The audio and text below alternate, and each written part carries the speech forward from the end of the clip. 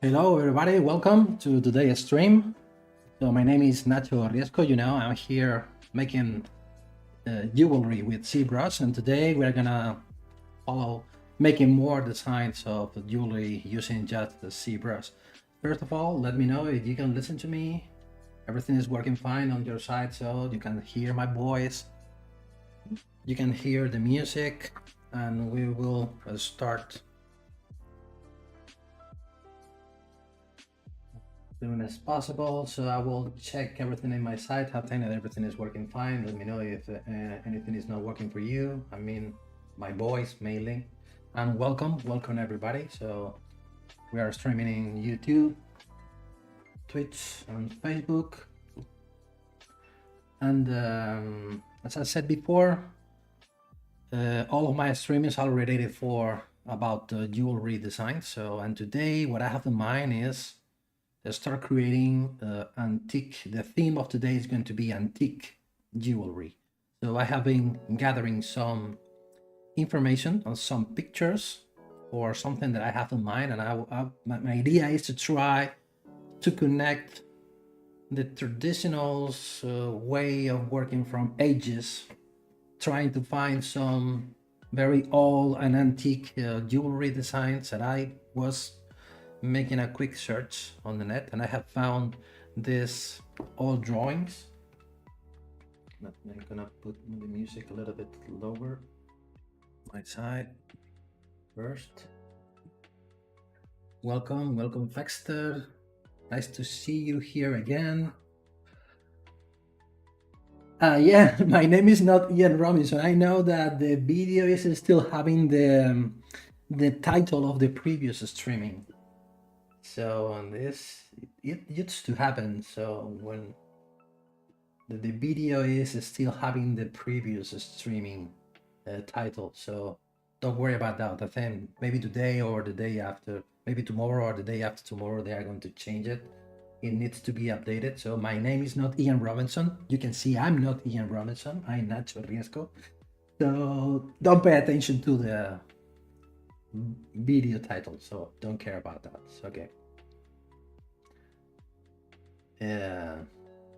Okay, I was saying that the idea of today's stream is going to be antique jewelry. So I was trying to gather and to collect some pictures of ancient very old jewelry designs. So, and I have found this, maybe some of you already know them. They come from, I think, very old books of collection of old drawings from centuries ago. And you can see, for example, here you can see many different examples. And I think it's going to be a good idea trying to replicate or using the technology that we are already having today. And you know that in the jewelry industry, most of the brand that people are currently using a lot of softwares, and one of those software is ZBrush, of course.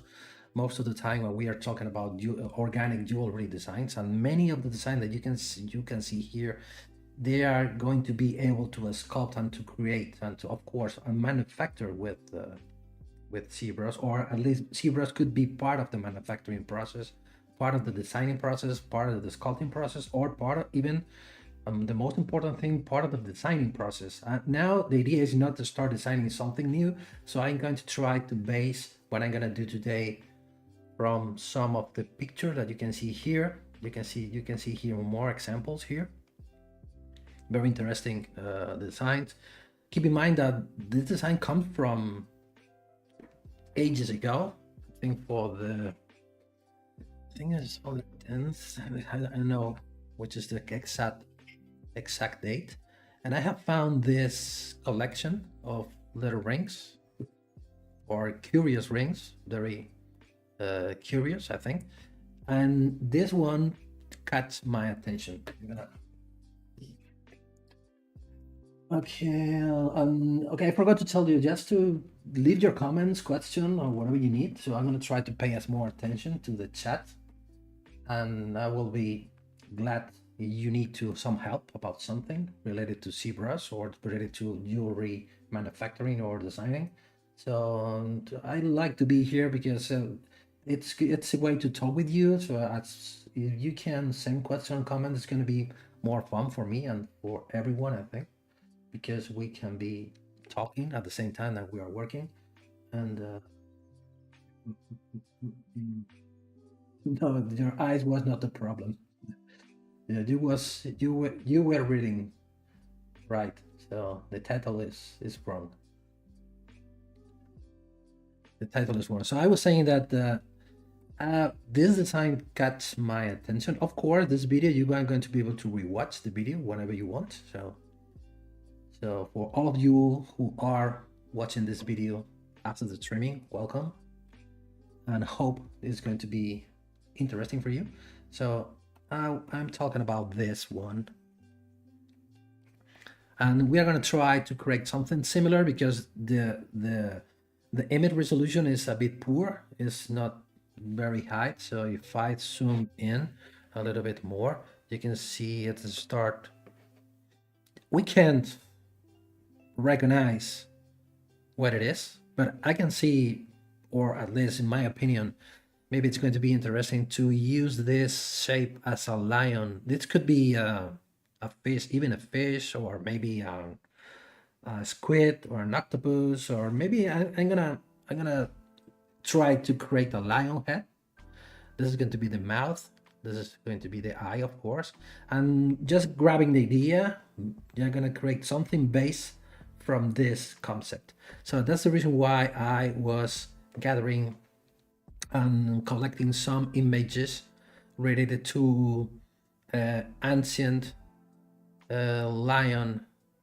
lions sculptural stuff or things. You can see this. How cool is this? Because what I don't want to create a realistic or a lion, recognizable lion with the very with the anatomically, I don't know how to say that. I mean, 100% correct in terms of anatomy. So I was looking for more something like looks like antique and all. That's the reason why I this is the images that I'm going to use for start basing my sculpting. For example, this lion head, or for example, the one that I like the most is this one. You can see, you can recognize that it is a lion, but it hasn't the 100% precise lion shapes in terms of anatomy. So here you can have more references. For example, I like this one on the top right. For example, I don't like this one. For example, for me, this is closer of a more realistic, anatomical, correct head. And I like, for example, this kind of thing. It looks like a mix between a human face and a lion head. I don't like this one. For example, this looks like a head, but a bit ugly for me. And I think, for example, I like this kind of profile view of the, but mainly, for example, this very commonly used on helmet designs. But for example, the shape that we have here on the nose, the eyes, the eyelids, the forehead, and even the hair looks sketchy. I think it's going to be a very good help for the design process. So, okay, so let's go ahead with this. And okay, I'm gonna grab this. I'm gonna put this here. I'm gonna keep this in my second monitor, so you are not going to watch them, but you already know what I'm going to do. And let me put this here somewhere because I want to see your, or okay, let's leave it here. Better. Let's make this smaller. This. Let's leave it here. And let's mode always on top. And that's it. Okay, the first step to take when we need to start creating a ring is to start creating our finger size. I think you already know that, or my way of working, because I always try to explain my way of working. That means that I'm not saying that the things that I'm doing are the correct things. So you can have your own way of working.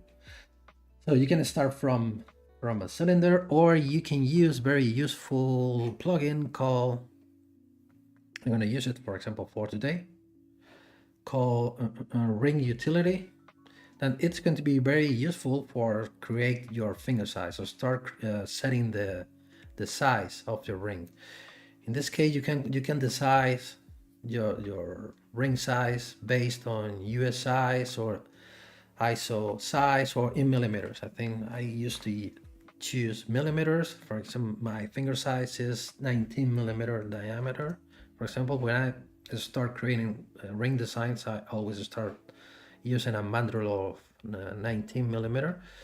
And for example, I don't care about this, about the thickness, about the width, because with these settings, we are going to be able to create the ring band. But after, I think it's going to be necessary to modify it a lot. So I don't care about how precise the measurements are now, because during the sculpting process and during the designing process, they are going to be necessary to being outdated. So in terms of make them thicker or thinner or wider or whatever, but it's going to be very useful because the plugin is going to give us a base mesh to start working with. So I leave as they are, and I just create, click here, and this is what we have. If we go to the subtools, I'm gonna change the material. Let me use this one.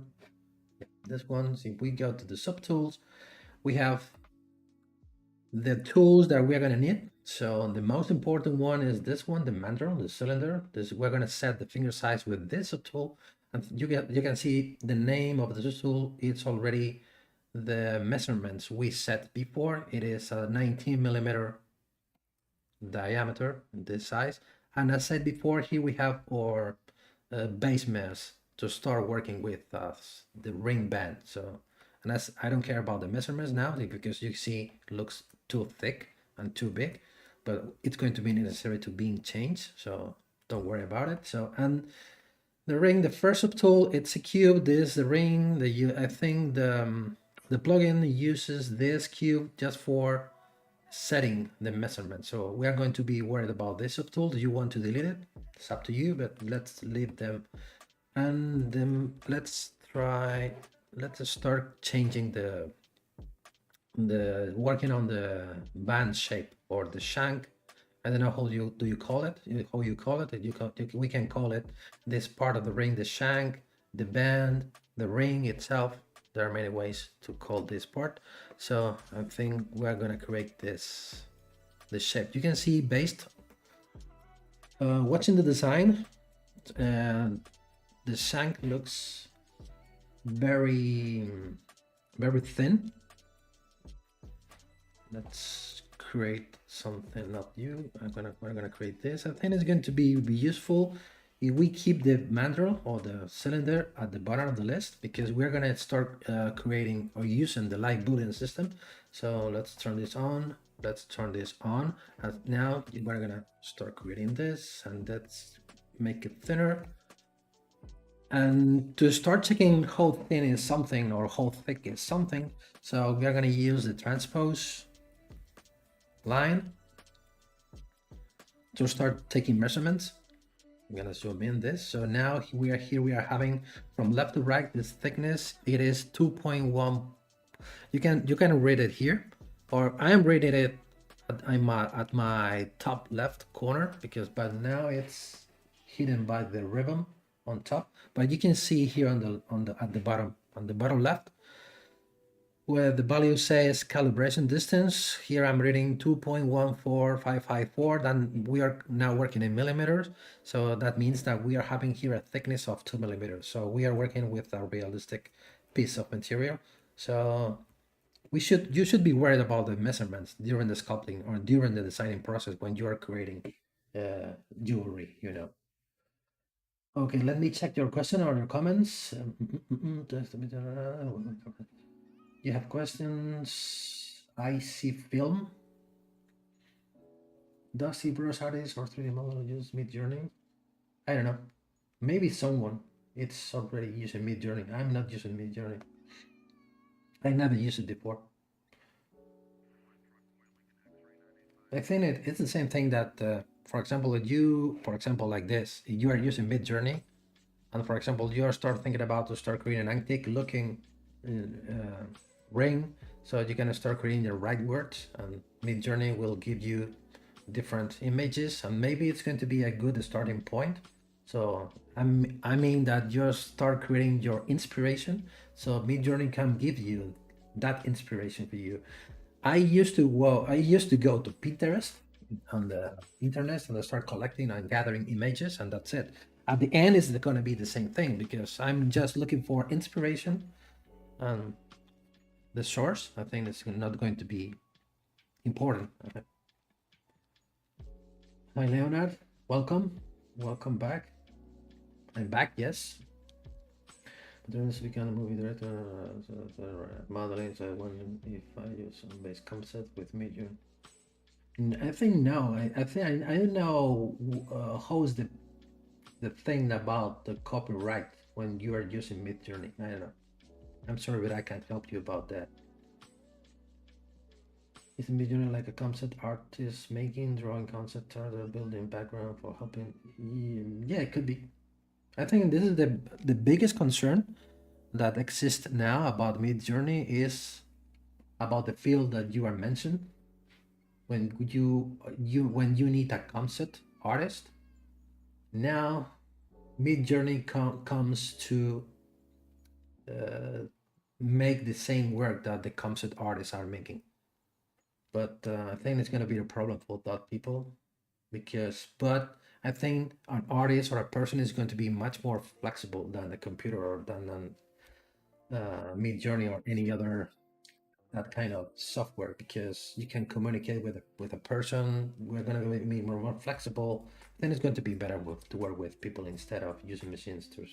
Of course, in terms of maybe in terms of time and money, it's going to be better to use Midjourney, but you should be fair with the professionals. So Combona was the measurement a plugin? No, it's not a plugin. It comes by default with ZBrush. I'm gonna hide the top ribbon.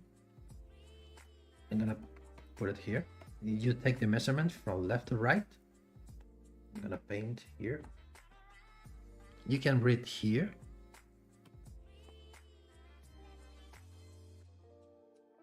You can read here the measurements.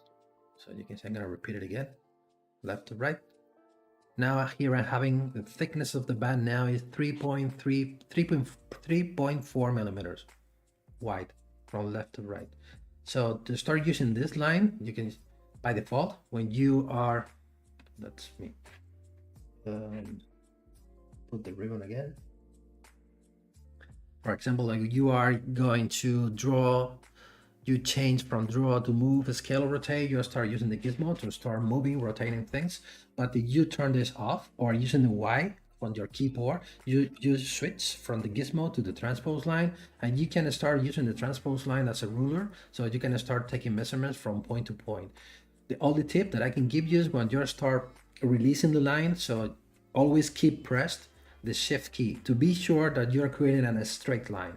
So for example, if you want to take the measurement from here to here, here I'm having 1.8 millimeter, and that's it.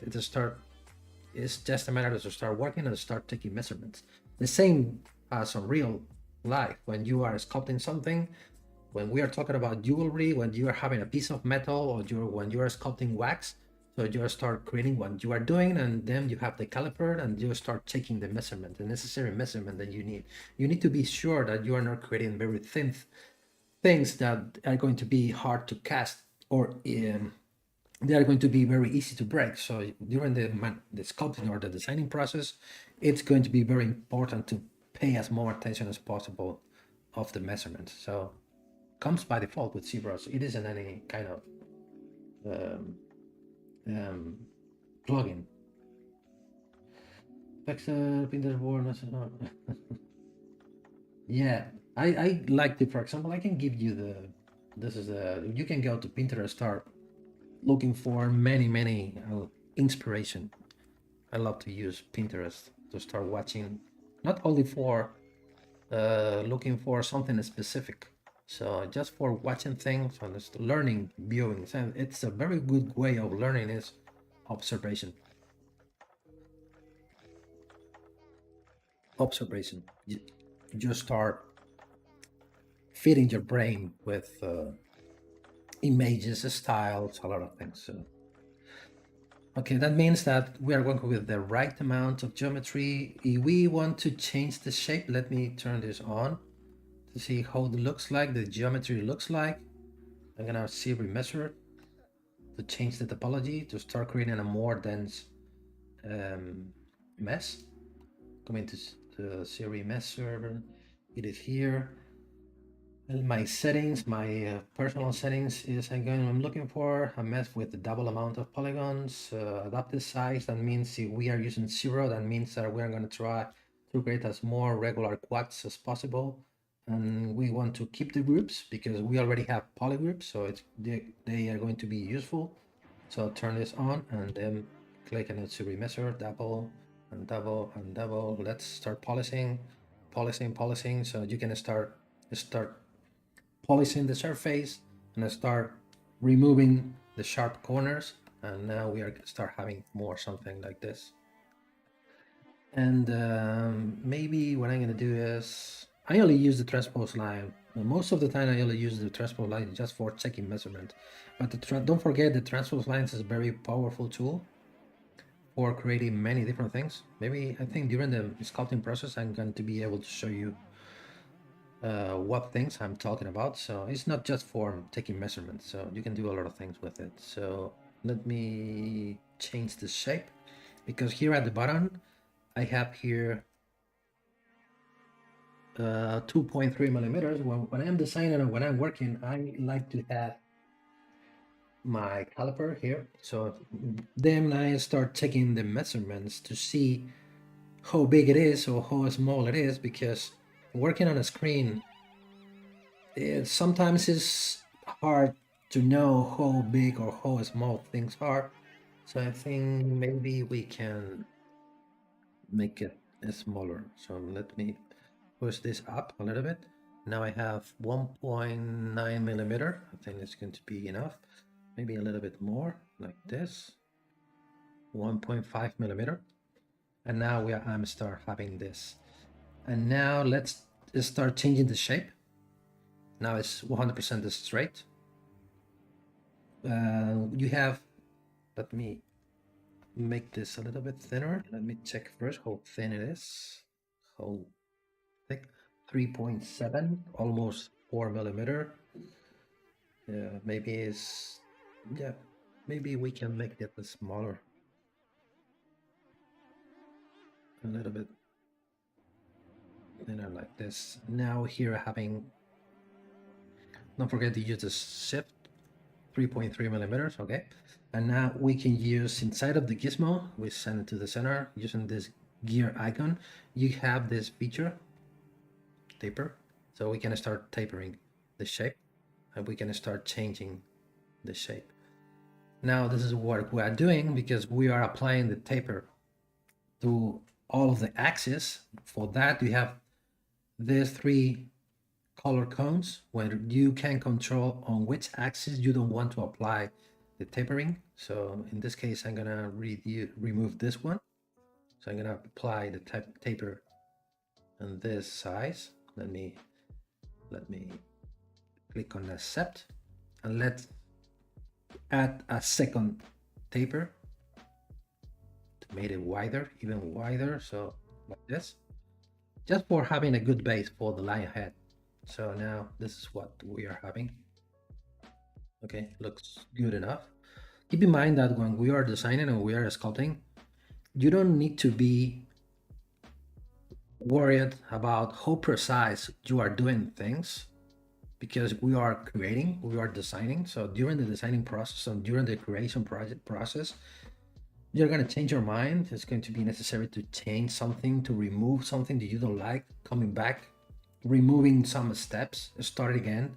So you have to be open mind about what you are doing. You should not be worried about how big is this now, if it is 4 millimeters or is 4.5 millimeter. I'm just creating a shape big enough and looks good enough, and that's it. If you want to know which is the space from here to here, just grab this transverse line and start taking measurements. Now I'm having 11.4, 11 and a half millimeter. So 11 and a half millimeter, that means that we are having something like this. We are taking the measurements on my finger. So I'm knowing that I am creating the ring big enough or thick enough, because if I'm taking the measurement from my knuckle, from my both points, from my knuckle to this point of the finger. So, and here I have base from my hand, of course, 30 millimeters. So if I am having around 12 millimeter wide, so that means that it's going to be comfortable to wear, and that's it. Yeah. Oh, a lot of questions here, a lot of comments. What is Oliver throws, what are the place I can send my ring concept so that they can print in it metal? Well, I think maybe the best way is to try to search some jewelry workshops able to print and cast your designs. If not, I think Shapeways. I think you already know. This is in shapeways.com. I think here you can get a quote, so you can load your file, and the next step that you should to take is to start selecting the material that you want to create your design. In this case, if you put silver or gold, whatever, so this place is going to give you a quotation based on the size of your design, and they are going to add the shipping cost, of course, and then they're going to give you a closed price for the design. I think it's going to be a good starting point to start sending designs for manufacturing or for printing. Shapeways. I think there are others, but now I don't remember the names. But here you can, for example, materials. You can have here a lot of material, for example, and here I have wax casting. You can see you can cast your design in copper, platinum, gold, silver, and many different bronze, brass, rhodium plated brass. So I think that you should sign in this platform. You're going to be necessary to upload your design, and the site is going to give you a quotation of the cost of the manufacturing and the shipping. And that's it. I think it's going to be a good starting point. If you're not able to find a good jewelry workshop in your town or on your country or nearby where you are living. Hey, for example, the silver is not expensive. If you are thinking about gold, it's going to be much more expensive. But there are other materials which are not so expensive, and also the finishing. What's the price? Positive the program you are using. The program I'm using for make my renders is Keyshot. I'm gonna say something about this because the idea that I have is to start working on this design. Then I'm gonna be streaming today. Next week I'm going to come back maybe 3 or 4 weeks after. I don't know. And I think I'm gonna create a stream on my YouTube channel where you're going to be able to see the rendering process with Keyshot. So that's what I have in mind. Once I have the design complete and ready for rendering, I'm gonna start creating some streamings on my personal YouTube channel to start talking about which is the process that I use for rendering this kind of, in this case, this kind of aged or rusted gold or copper, or I don't know which kind of metal is this, but it looks like what you can see here, the dirtiness on the cavities, and this is going to be very interesting for rendering it in Keyshot. So this is what I have in mind to start creating and streaming, making and streaming about the rendering process. But now you are using ZBrush, you know that on the latest version you can render your I'm gonna save this first. Let me save this first. Let me find the right folder first. I'm gonna call this is antique lion ring, for example. Antique lion, like this. So you can, on the latest version, you can render your model with Redshift and click it on the materials. I'll put this here. Here you have a bunch of different materials for being used with Redshift. For example, you have this gold. For the first time, ZBrush is telling to you that if you are going to use this material, it's a good idea to start using Redshift, okay? And now you're going to start playing with the settings of the material to start having that kind of, you said, matte gold material. And you can achieve a very good, decent results. I'm going to show you my experiments with Redshift. Let me find the folder. I'm gonna put this here again, and okay, here. I don't know where they now. Oh yeah, it should be here. Should be here.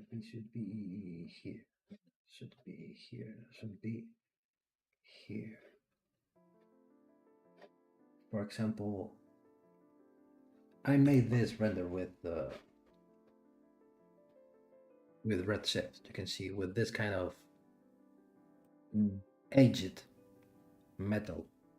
Looks like an antique piece with where the material is not shiny and it's not perfect, it's not clean, where you can have parts of the design which are polished, parts of the design which are not polished, mostly on the cavities. But you can do this kind of things with Redshift and ZBrush. With the latest version, of course, with the 2023 version of Keyshot, of ZBrush. Maybe I made this one also was made with Redshift. And also you can create this kind of more traditional rendering with Redshift.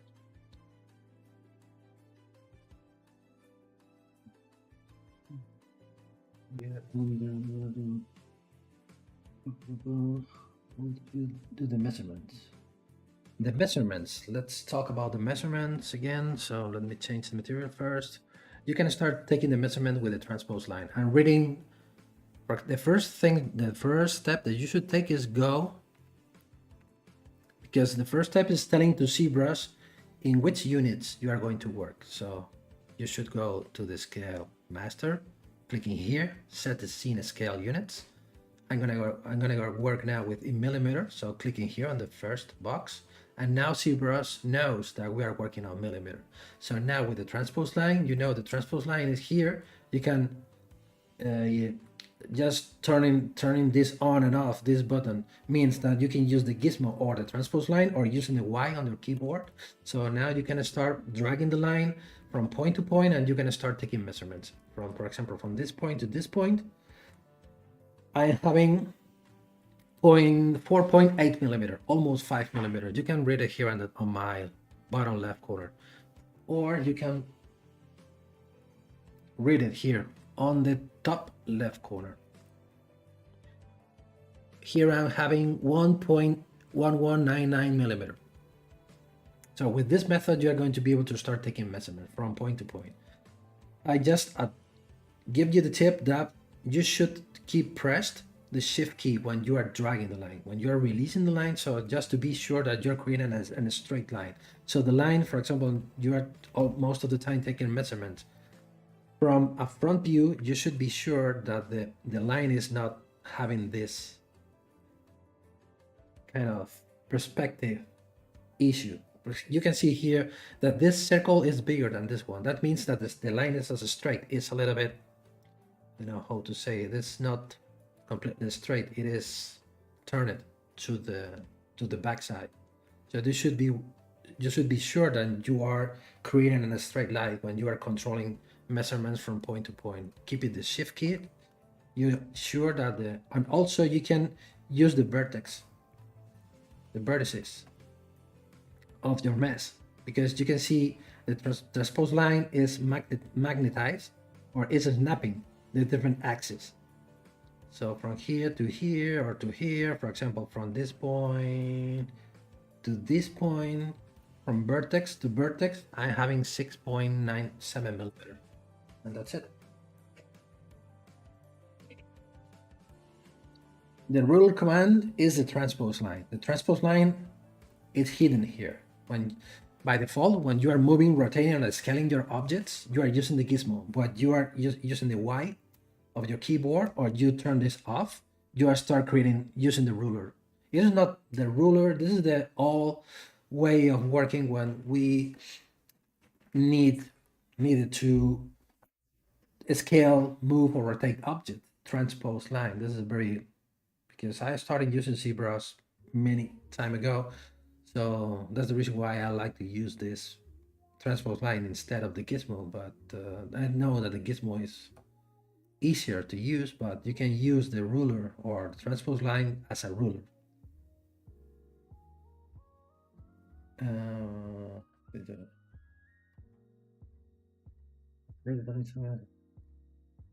Which project on Instagram? Camille? Do I think that the AI can do my work? I think considering that we are creating products or real products, maybe the artificial intelligence can change the designing process, but a person is going to be necessary to translate an image to a 3D object and then send it for manufacturing. And on the 3D object, a person with the necessary experience is going to be necessary to check the measurements, the meaning of the design, the sense of the designs before send it for manufacturing. So I think the best thing about me is that I'm working for an industry that needs physical products. I think maybe in the future, everything we are gonna be substituted by artificial intelligence or robots, but I think for my business, I think it's going to take a little bit more time because we are creating physical and real products, or we are designing physical products. Okay, let's follow working with this. Let me revise your comments. Okay, let's start working on the lion. And before I start working on the lion, let's start creating a quick composition. Hey Tatum, welcome. So I'm going to, for example, let's insert here in a sphere. A sphere. This is going to be the lion head. Let me put this here. With this, we are gonna know how big the ring is going to be.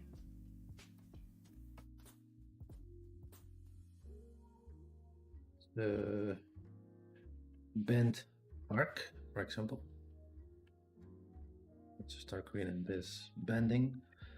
And now let's in Gizmo, let's send it to the center. Let's put it here.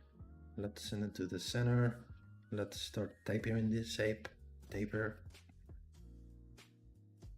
Let's taper this. And that's it. Let's use this. Now manually we can start. I think the first thing to create when you're creating a ring or when you are designing a ring is start blocking the shape. Let me check where is my symmetry. My symmetry is here. It's not useful. And it's going to be necessary to change from the x-axis to the z-axis, maybe. Yeah, it's going to be more useful if we use this like this, and we will go till the edges, till the border like that. I'm just blocking the shape, something like this. And now let me put this here.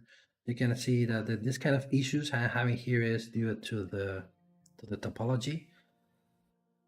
I think we can start taking different ways, but as I'm just sketching and just working fast, a way of working that I love is to start using the Sculpting Pro.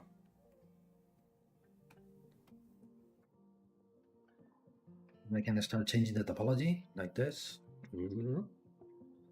It's like we are working with live clay when we can sculpt and update the topology on the fly. So we can start, for example, the mouth is going to be here. For example, the head is going to start here like this, something like this, and something more, something like this. Like this. Another point that you can see here is that I'm always like to work with different pieces. So I split the design into as many pieces as possible. So just for having more flexibility when I am creating something. So I don't like, for example, starting from in this case, I'm talking about this subtool to start sculpting the shape from this subtool. I prefer add a new subtool and I start working with a new piece of material. Let me use the move with the back face mask so I can start making something like this. Just for knowing that we are creating something more like this. But just checking all the views to see how is the composition, the balance on the design. For example, if we're creating a good balance, maybe now this is telling to me that maybe the ring on the top is too wide. So I need to change let me add another symmetry point that now I'm working on with the C and the X, like this. It has more sense, something like this.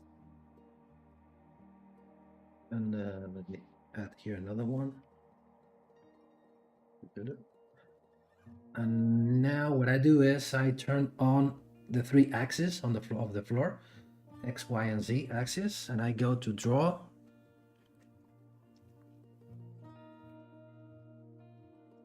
And change the elevation value from -1 to 0. This. And I need to know that I am not having a lot of volume here. It's better to start building your rings on the top, from the top half and above, because when you're wearing your ring, it's going to be much more comfortable to wear if you are not putting a lot of thickness or a lot of volume here. It's much better like this. And you can see now that the design is having a good balance. Yeah, something like this. Maybe what I'm gonna do is it's not going to be 100% symmetrical, maybe. So what I'm gonna do is I'm working on the band. Let's turn this off. Let's make this. It's not going to be symmetrical. It's going to be wider here on the neck than on the chin. It's not going to be 100% symmetrical like this. Let's save.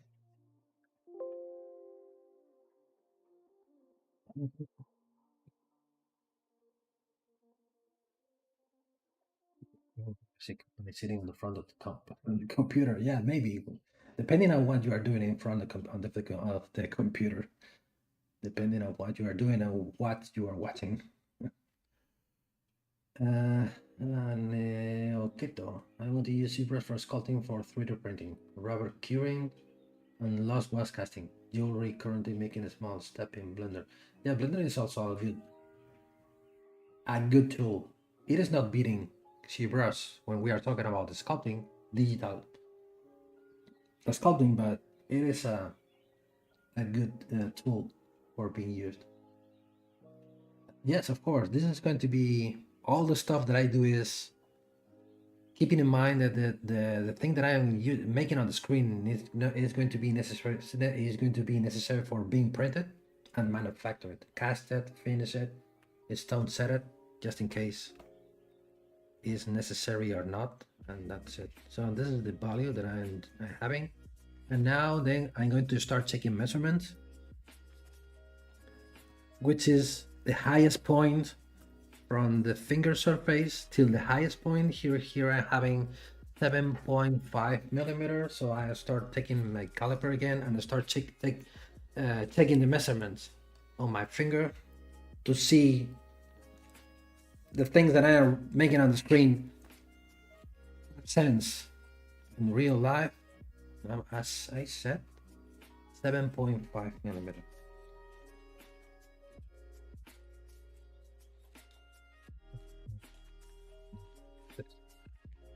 From this point to this point, I can start checking roughly how tall is this on my finger. I think it's going to be good enough.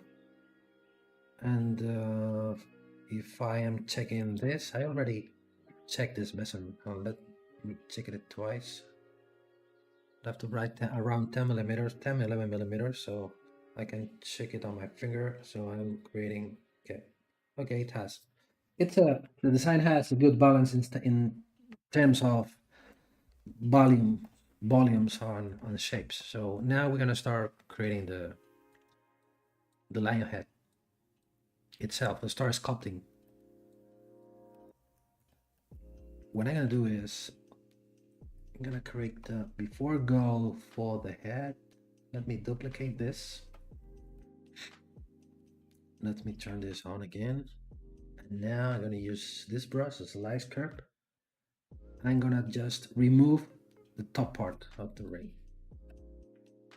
You know what this brush does is just slicing the mask, creating new polygroups, and I'm gonna Control Shift, invert visibility. I'm gonna delete. I'm gonna close holes. I'm gonna use this. And now I'm gonna create this with the right symmetry.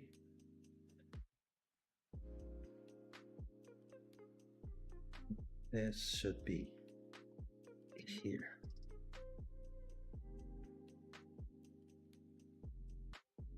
Just for controlling where the shank ends and it starts. Yeah, more or less something more like this.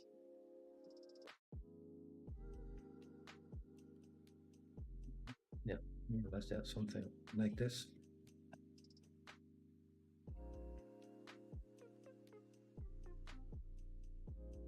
I keep this the original shape as a backup, just in case it's going to be necessary to undo. That's the reason why I made a copy. I like to create a lot of copies when because what I'm watching here, yeah, I'm going to have an issue here. You can have this. The designs have something that I like. It has a kind of lip or something here. It has something like this. The shank is having this portion like a lip on this. So maybe for that it's going to be better to keep this as before. Okay, and now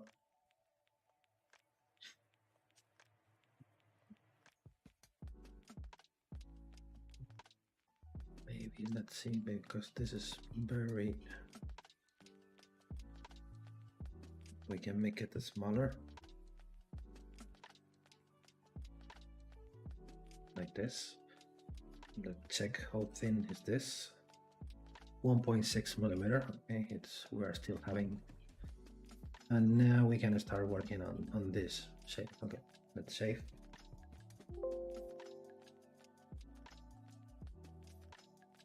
Hello, Kentis 80, welcome. And now let's start working on the lion head. I'm going to append, let's start working with a sphere as a base mass for the lion head. Let's create the right shape instead in terms of size.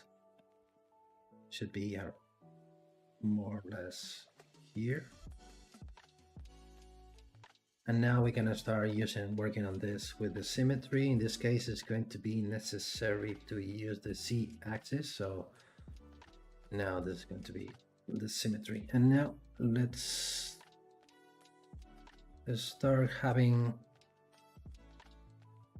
a good reference for the lion. I'm gonna use these two, this or this.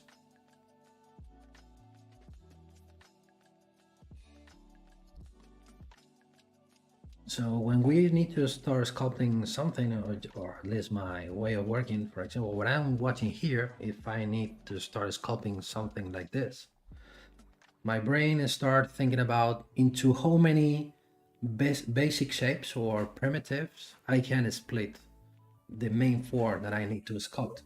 So what I'm watching here, let's start painting here the lines, or I have maybe as a starting point, I'm having 3 different volumes. I have a volume here of my, see if I can paint on top. I can't paint on top here. Okay, yeah. I have a volume here. I have another volume here. And I have a third volume here. I have a 1, 2, and 3. And now I'm only having one. Maybe the one that I'm having could be the main shape. In this case, it's going to be the cranius, the shape. So the sphere needs to be turned a little bit. And now I can start adding 2 little spheres to start having this, and 1 cylinder here to start creating the shape of the nose. Okay, let me start squeezing this, having this.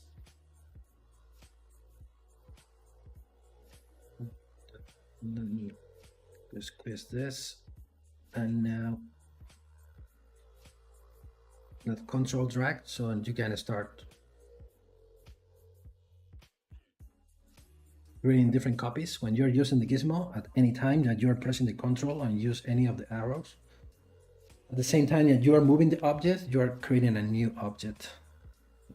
This. And now here I'm gonna put the cylinder. Where are you? You should be here. Here I have a cylinder in the center. Let's rotate it. Let's make it longer. Let's make it something like this. At this point, looks a bit weird, but don't worry. So I'm gonna use this, the move infinitive. I'm gonna turn on this feature, topological. So I'm gonna be able to move each part individually. To be the mouth. This is going to be the eyebrows. Now I can't. Now this is going to be the sockets, eye sockets. Oop. And needs to be angry a little bit like this. This part needs to be split.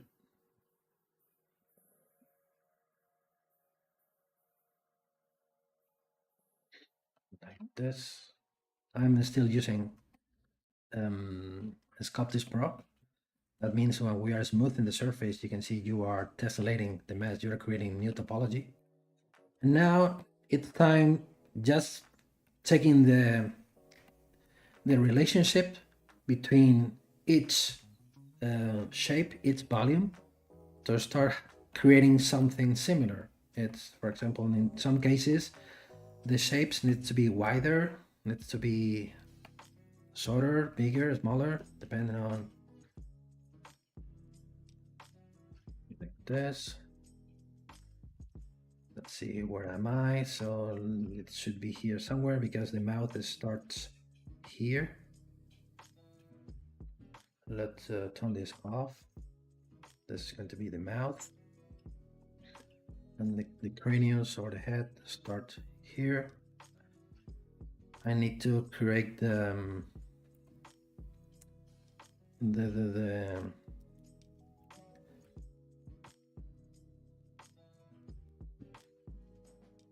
cheeks. Maybe something like this.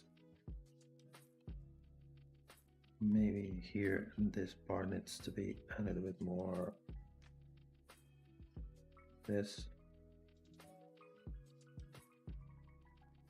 Yes, this video will be available on the same channel. You will find it on the YouTube channel, Twitch channel, or Facebook. Will be there available if you want to rewatch it at any time. The program I'm using for annotation is this little software is called Epic Pen. Epic Pen. This.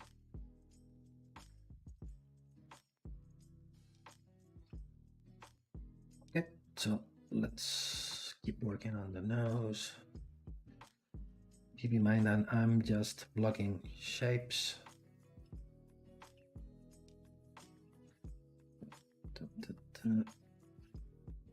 Let me see. Now looks like a cartoon animal. So maybe this thing is split into different parts, something like this. I don't want to use so long laser radius. Just start creating faster strokes. Something like this. So now with the clay build-up, I like to use the clay build-up without the alpha. So I can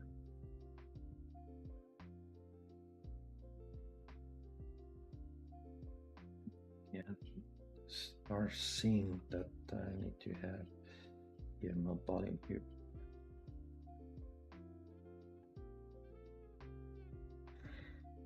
The good thing about this process is I'm still having the different parts as individual pieces.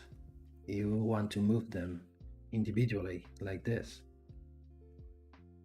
Looks like they are welded together, but they are not still welded together. So let me add two little balls here for the eyes.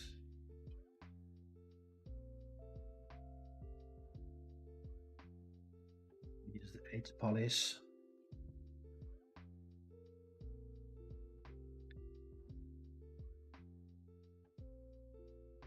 Yes.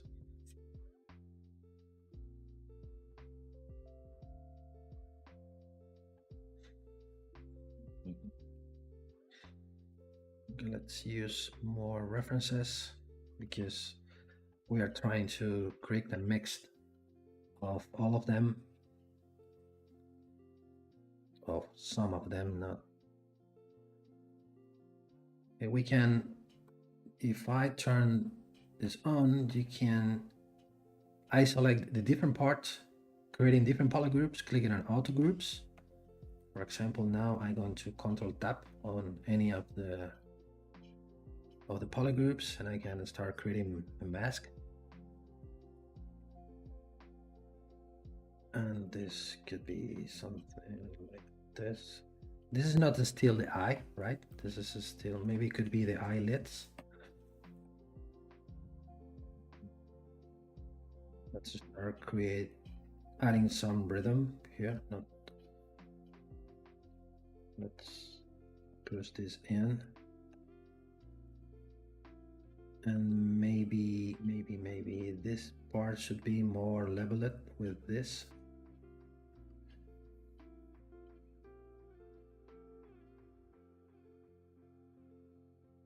Yeah, I love to use Sculpting Pro when I'm sketching or when I am blocking the forms. I think the Sculpting Pro provides you a very quick way of working when you can create shapes very fast, because at this point we are not worried about topology. We are just focused on creating shapes and forms.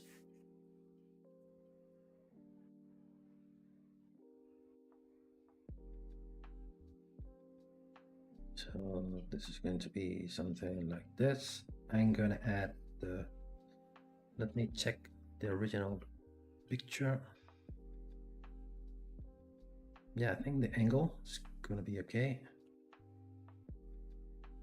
Maybe this part needs to be a little bit wider. I'm gonna add another piece here for the jaw. Let's keep it as an individual also too. Let's just split the mask points. Yes, and now I can start creating the shape. Maybe also it can grab a stone inside of the mouth. I will check how it works in the future. Maybe it's going to be a good idea if we add a stone. Maybe the head could be a little bit higher, a little bit, changing the angle. Let me check. This is very useful because this floor is giving to you the 100% exact center of the design. So you know that you are creating the design more to the left or more to the right. So keeping a good balance between two sides. So I think it's going to be, this is the reason why I like to use this, keeping, in some cases, keeping the floor visible when I'm designing, because I have the design split into 4 different halves. So I know that I'm making a good distribution. Okay, I think like this is good enough. Let's grab this.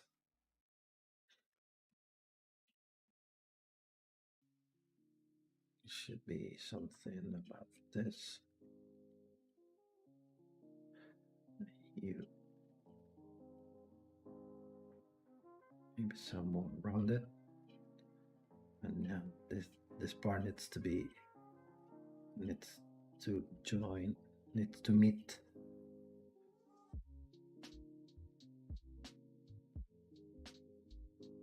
Like this, maybe wider.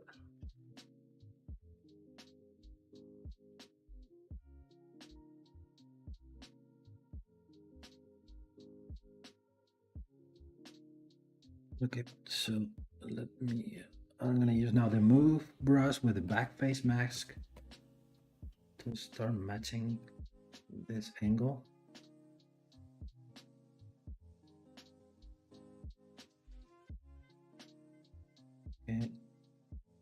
Okay, now the SK slash to start defining a little bit more the lips, and the H polish to start creating the necessary planes.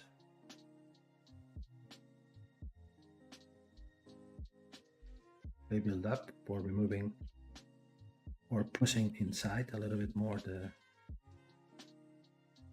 polygons. Okay, I like this curve that the design has. That's this kind of,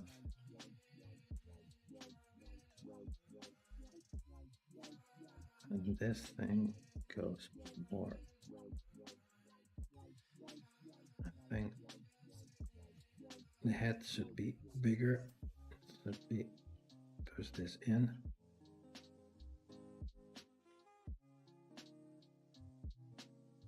And maybe the band is going to be necessary to make it not so wide on the top. Let me put it here. Let's create a duplicate of the band. And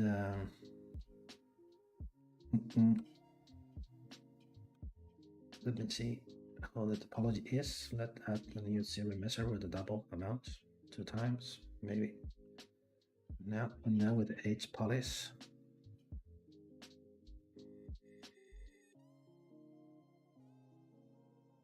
Just start blending the band with the head. Okay, like this. Now let's start working on the main, adding a new sphere.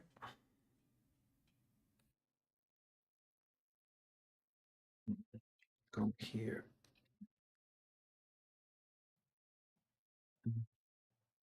It's here. Here, I'm going to use this to start blocking the main. Yeah, the art flows like water. Yeah, but you're right. Well, I'm trying. You don't need to judge me having the feeling that everything I'm doing is having sense or is I'm making things right, because I'm just creating forms, trying to find what you are looking for, what you're having in your mind. In some cases, that appears at the first time. In some cases, you need more time for getting what you are looking for. But I think this is one of the things that I love about ZBrush. For sketching, is very fast, so you are always taking a lot of decisions during the sculpting process. So most of the time, you are not having success what you are doing, but it's a matter of keep fighting with yourself when you are creating, when you are designing, you are trying to create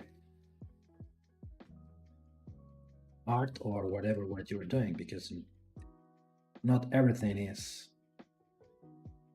able to be called like art. So this is going to be the main. Now I am looking for now the interaction between the different forms.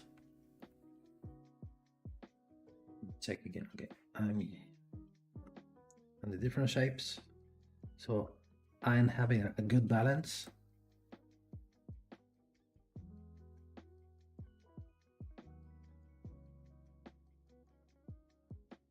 And as I said before, splitting the design into as many pieces, into as many parts as necessary.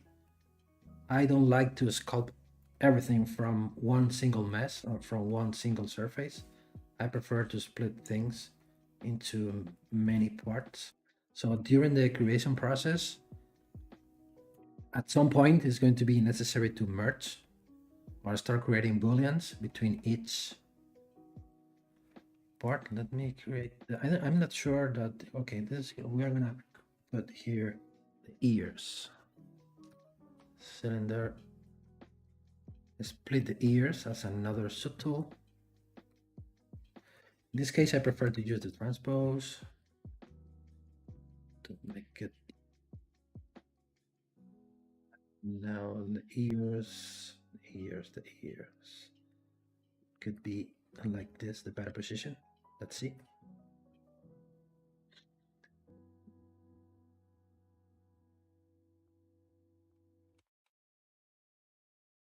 Which could be, now looks like a bear instead of a lion, but okay. Because the lion has more ears this way. The ears need to be inside of the mane. So now it's looks like more like a cat instead of a bear. The position of the ears are very important when you're creating animals.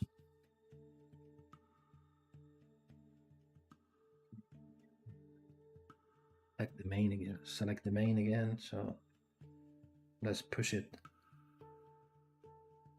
till the border. And let's start having more references. Let's start working on the gradients or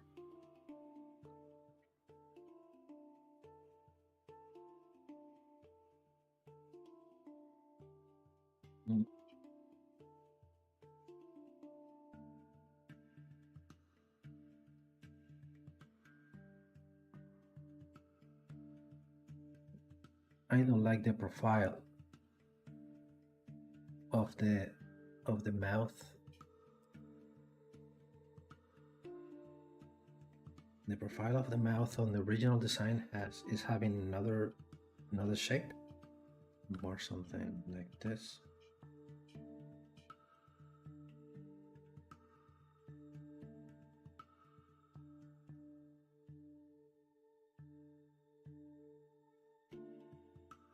As I said before, maybe it's going to be interesting if we put a stone or something here inside of the mouth.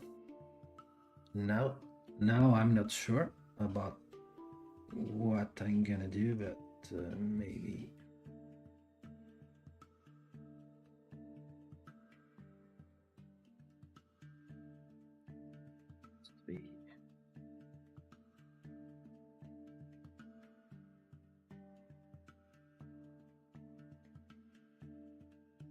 The main has to be here.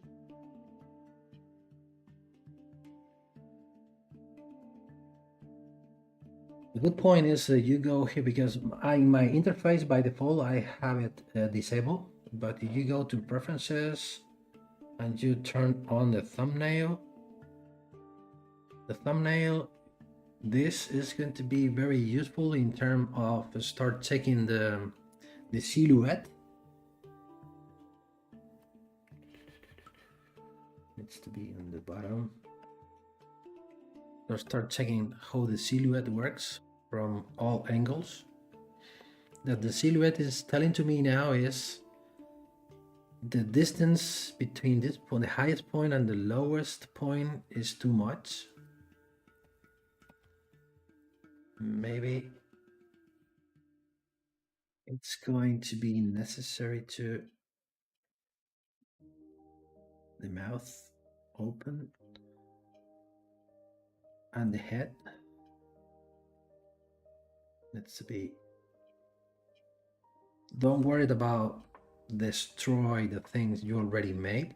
Of course, you can create a copy if you are not 100% sure about what you are doing, but in terms of the creation process,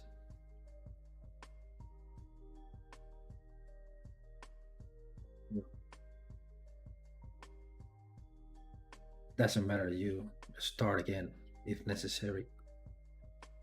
Maybe what I'm gonna do is I'm gonna create this thing, this part of the head not so long.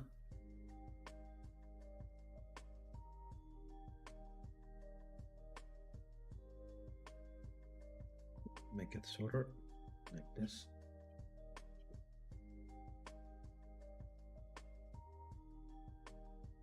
Now eyebrows, let's be more on top.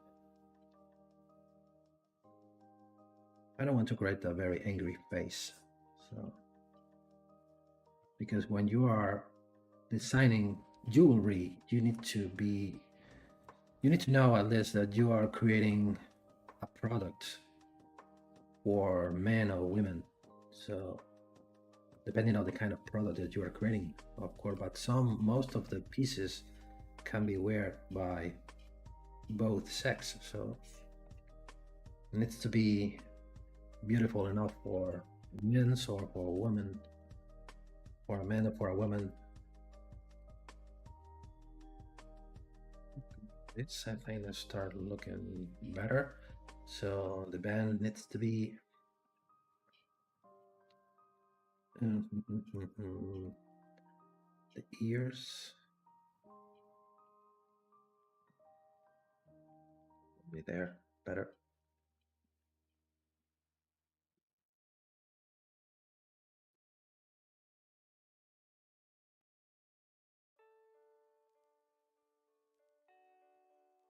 And okay.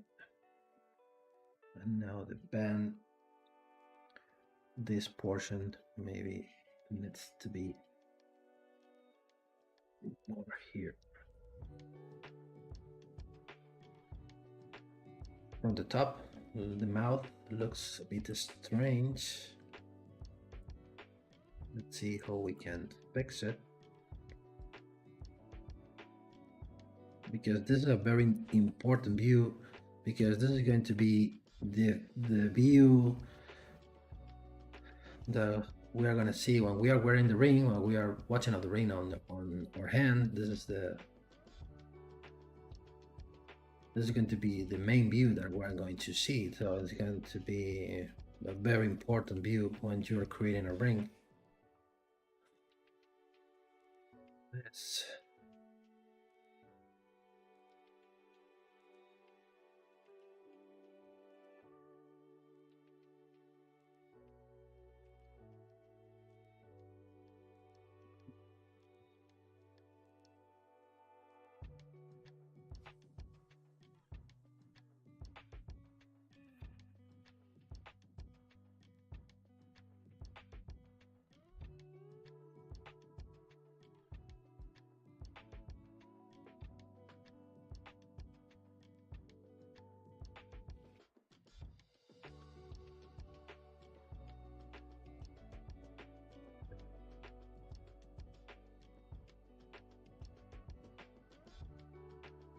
Start detailing a little bit more now the head. I think I'm gonna merge. Now it's going to be time to start merging things together. I'm gonna save this as a first step of the process. So I'm gonna take the jaw, I'm gonna take the head.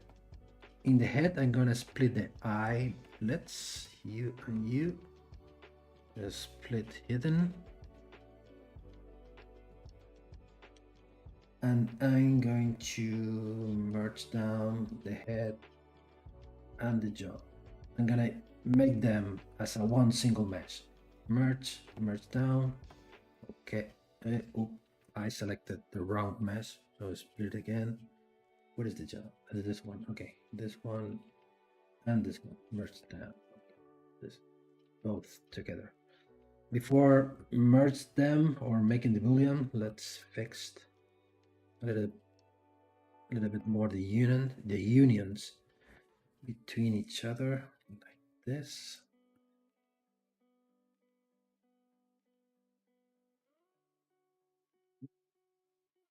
Then I'm going to create one single mesh.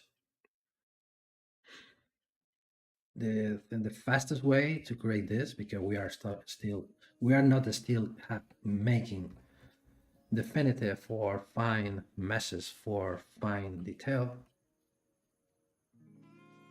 The process that I use is one of the features inside of the gizmo.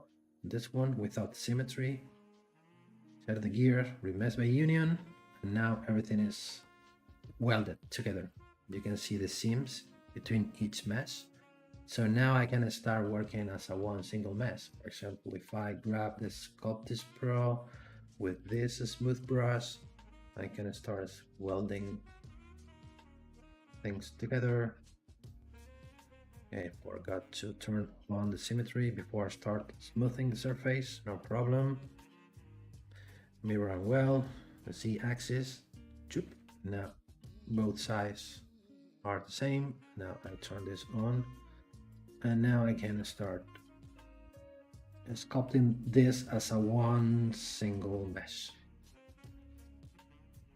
Example, in the joints, and start sculpting more forms and shapes.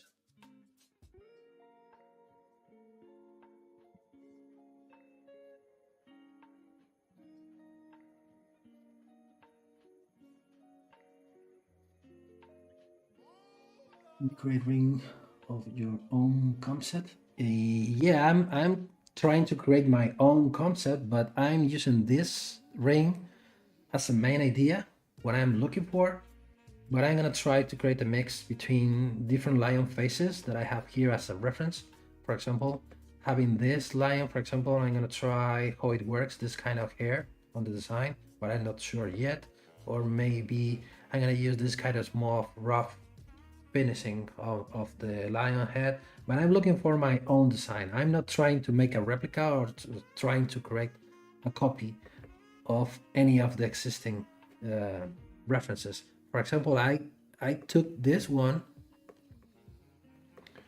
for example, for create the hair with this kind of acanthus, a kind of leaf shape forms on the hair, on the mane. For example, this could be a good idea to implement these shapes as a part of the mane, for example. It could be a good idea trying to mix, because it's gonna is still keeping the antique looking that I'm looking for.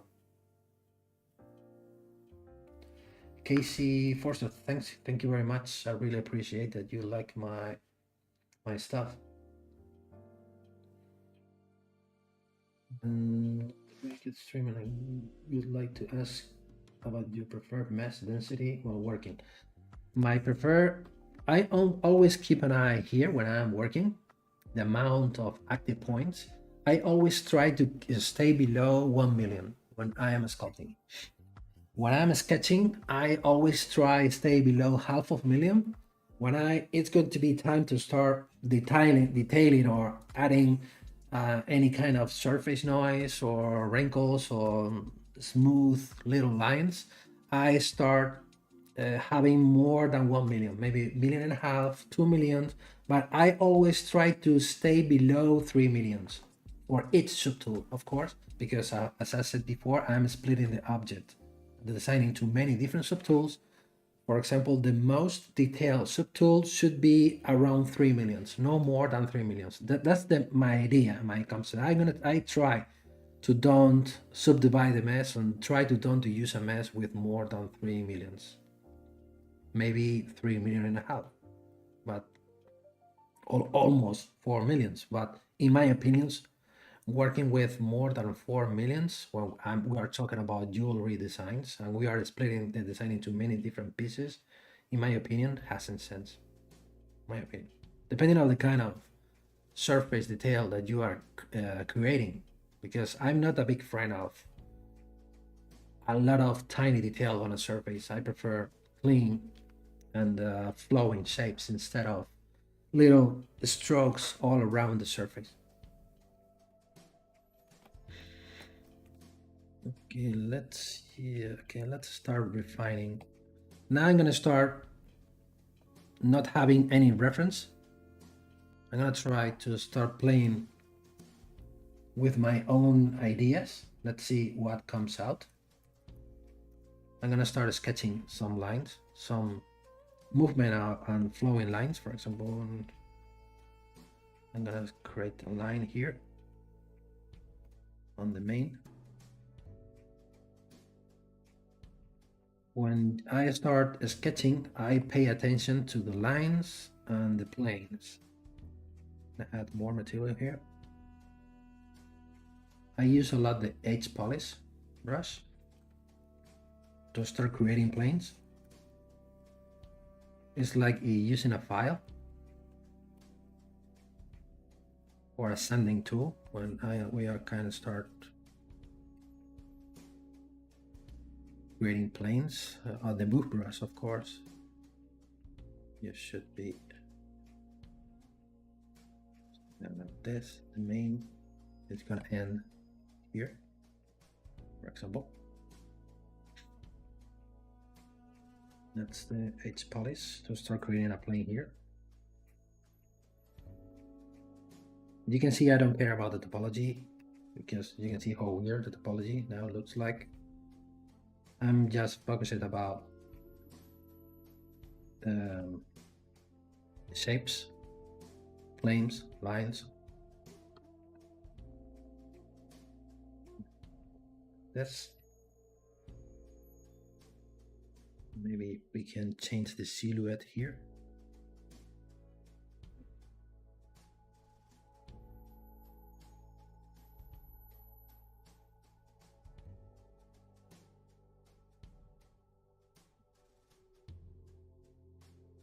No, this. And yeah, let us start changing. It's like I think very similar way of working, or this, I'm not sure if I 100% right, but keep in mind, think about a car. When you are watching a car and you start watching the main lines, how the line flows from the beginning till the end of the car at the different sides, from the top, from the front. So this is the part of the designing process where I'm trying to adding the car lines. Could be we can talk about that, because I can see how the design flows on the surface. That's the reason why I'm start painting lines and crisp edges. Maybe at some point, if I don't like keeping the edges as crisp borders, we can start smoothing the surface and start getting a more organic movement on the surface. But at the beginning, creating the lines more exaggerated, it's gonna help. They are going to help to see better the shapes and the flows and the flow of the design. Maybe after, at some point, it's going to be necessary to blend them to make them softer. But now at this point, it's gonna be better to keep them. The eyes, I think we're gonna set the stones on the eyes. Let me.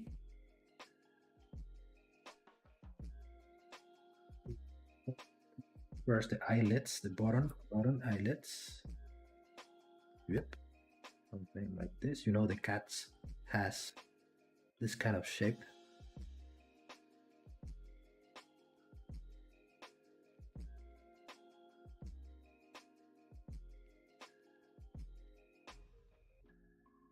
Now it's necessary to fix the placement like this, and now we are going to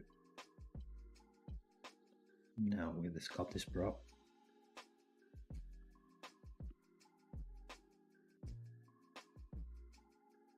This, and maybe we can add a wrinkle here for the nose. Yeah, looks good, and maybe another wrinkle here.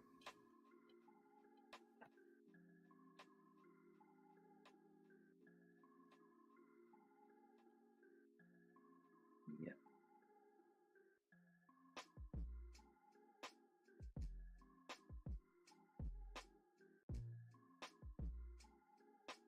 So maybe the nose should be wider. And now we can inflate this part. Okay.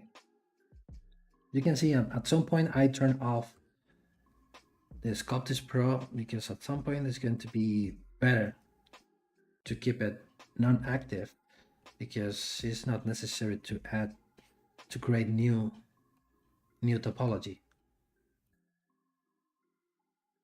With some brushes, I prefer to keep it non-active. So now this, and now then the space the space that we have here for start setting the stones from the here to here, 1.2 millimeter. We have in mind to set 1 millimeter stones. What we can do, let me save this first. I'm gonna use my Hems brush. we're gonna set the round stone. A very important plugin that you should use if you are creating jewelry and you are using stones on your surfaces. It is IMM draw size, when a way I can tell to ZBrush how big I want to create the mesh that I'm going to insert on the surface. In this case, it is a stone, so we set before 1 millimeter, so we put here 1, enter, and click on here. And now when we start dragging the mesh at any time, when we are watching the mesh, we press the Control key, and ZBrush will match the measurement we set before. Maybe 1 millimeter is a little bit small. Let's see, 1.5. Let's put this here, and this is 1.5.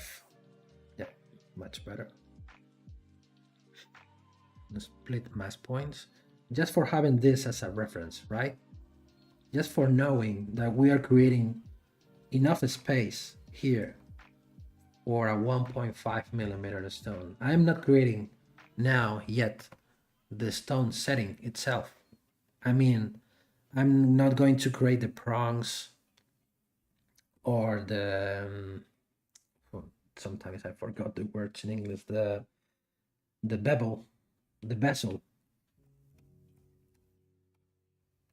But it's just for having or knowing that I am creating the right I'm having enough space for put the stone inside.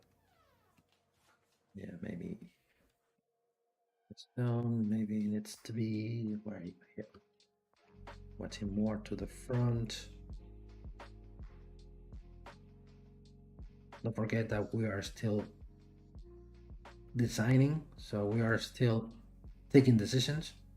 So we are not creating definitive yet.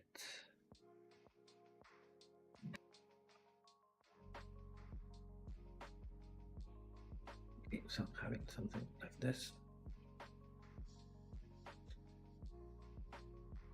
Maybe a little bit more closer together.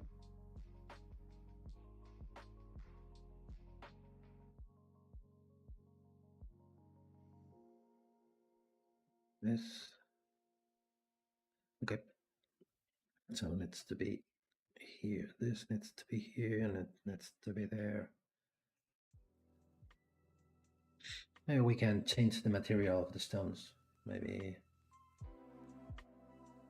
white. For example, this one. Material, fill object. Just for see how they works. If they works good enough or not. Okay. We still have a lot to do.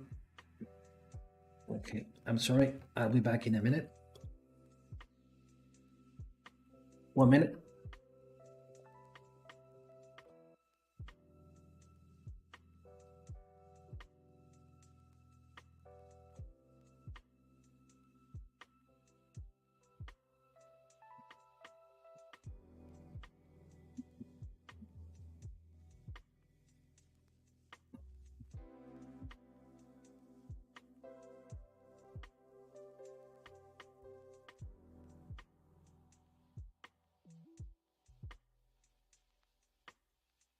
I have a flowing line like an S here.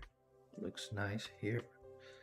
Maybe the main needs to be here more on top of this part, covering more the sides of the head.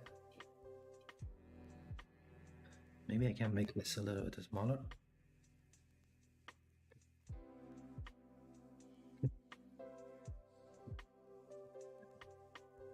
Oh, the mouth is open.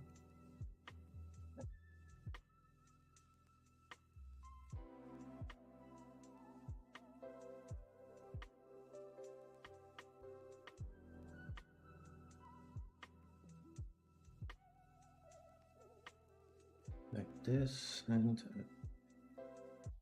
okay, excuse me again.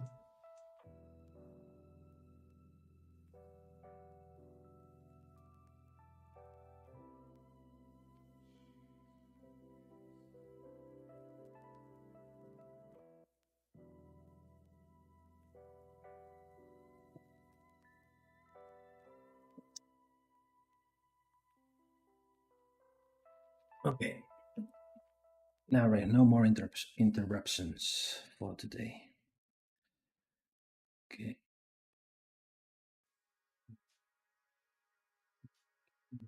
Go ahead and then with more curves like this, maybe like this. Maybe I can create this flow in here. And it could end here. Something like this. Maybe I can.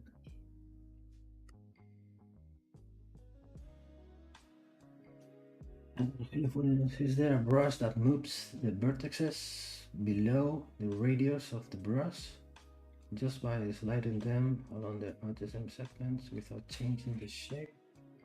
Okay, let me read it up the model. Is there a brush that moves the vertices? The thing you can, I'm not sure. Let me save this first. I'm not sure that you are referring to this. Of course, I can't do that if we are working with a mesh like this one. It's a mess of a mesh. So it is a mix of different triangle sizes. We are not having any straight lines. So this kind of meshes is just for sculpting brushes. But you said here on your comment that you want to move the vertices below the radius of the brush just by sliding them. I'm not sure what you are referring to because you are looking for to move more than one vertex, right? Just by sliding them along their adjacent segments. I think the best way to do that is, of course, you need to have something like this. Is using a mask, maybe, or painting a mask. Invert the mask, and now with the move brush, you can move all the masked surface. I'm not sure if you are referring to this or using the C modeler. You can stay on, in this case, this is not a vertex, this is a side of a polygon. Pressing the spacebar, and you can start sliding 1/8. So making something like this. So you are not just moving one side, so you're moving the adjacent ones, or you can move the H loop complete, so you are going to be able to move everything together. So if you only want to move one portion, you can hide the same as before, and you can do this. I'm not sure if you are looking for something like this, or you stay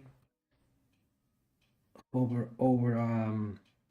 vertex with the same brush. And now we can slide by brush radius. You can do this, or you can do this depending on your brush size. You can see you can move. Should be a stay on a vertex. Slide brush by brush radius. You can move this, and you make it smaller. You can do this, and you can make it bigger. You can move everything at the same time. So the second answer is using the C modular features related to sides or vertex.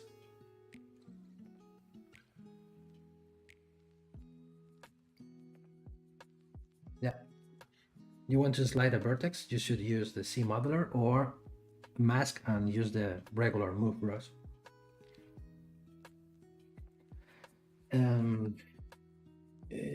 Can you please share struggle in the start of your freelance career, your success story, and about multiple stream of cash inflows? Yes, the beginnings are always hard for everything,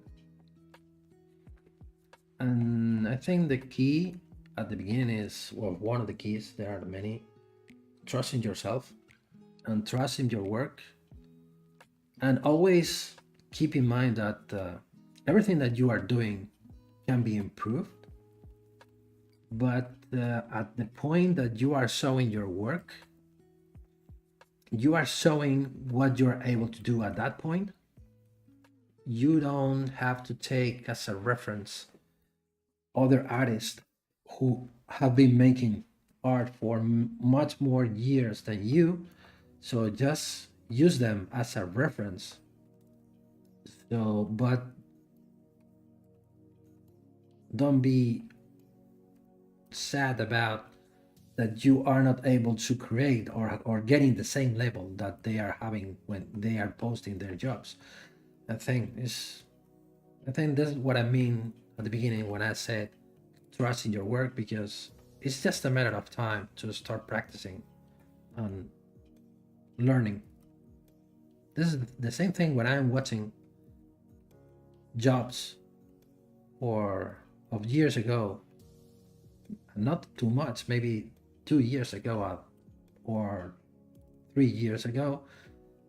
I think that they are horrible, they were bad, and they needs to be improved here and there. So because we are on a path, we are in a way that we are where we are learning at the same time, and we don't have to be worried about the level that we are having at that moment. So we need to know that we are always learning. But it's a very difficult question to ask, because every single person has their own experiences, and it's hard to say a magical rule or magical tips or advices about how do the things properly or how don't do the things you don't want to have a good success or not. So, and maybe I'm not the right person for answering that question.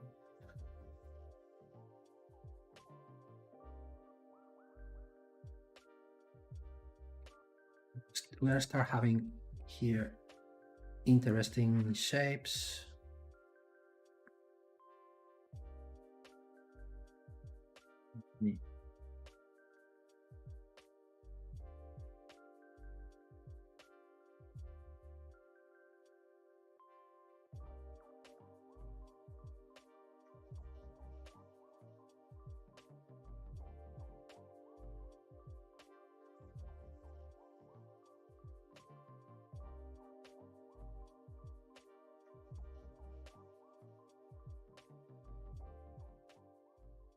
The top, the mouth looks so wide that looks very, very strange. I'm gonna try to play around more with this. Maybe having this here.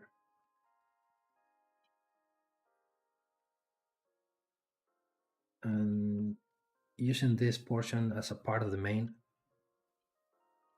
What time is it?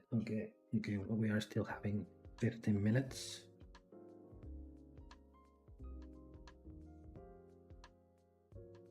Like this.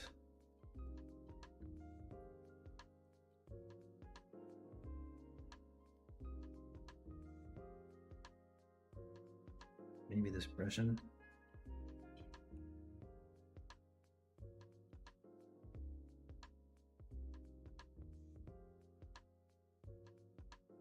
The tip, nose.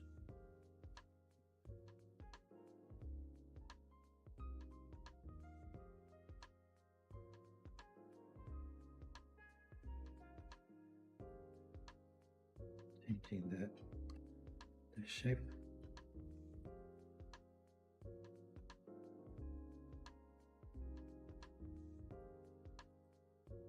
Mm-hmm.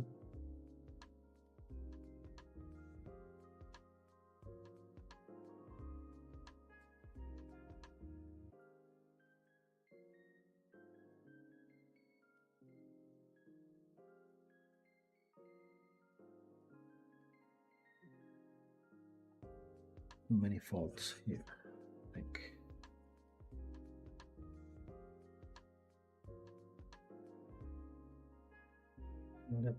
Let's review the references for having some ideas.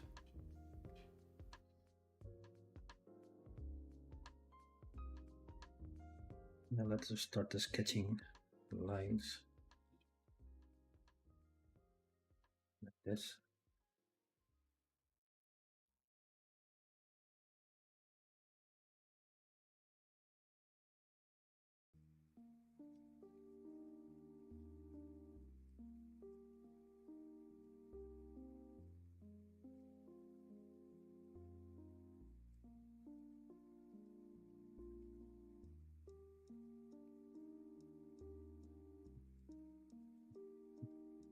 What we can do on the top of the head.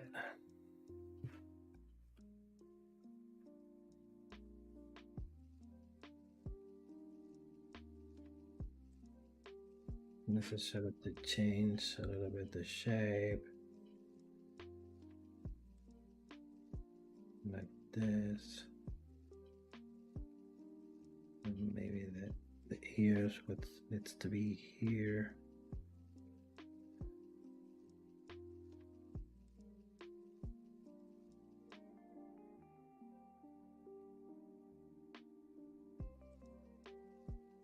Let's see how tall is this. We are having here 8mm from the base of the figure till the highest point. 8mm. Okay, it's good enough. It's not too tall. We can, and maybe I'm going to make the mouth not so open. Maybe more something like this. Maybe we added this. A little fangs, not very aggressive.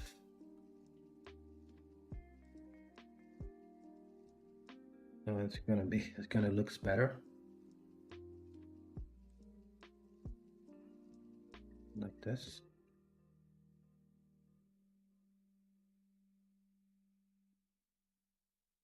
Maybe bigger.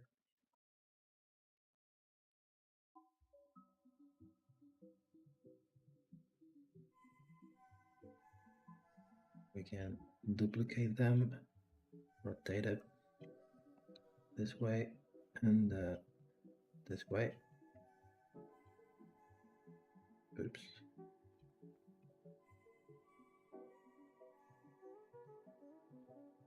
And the symmetry.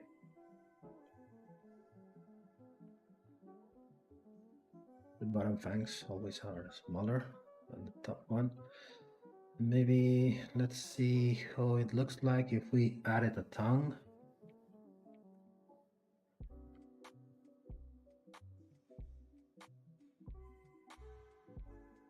We can turn this off.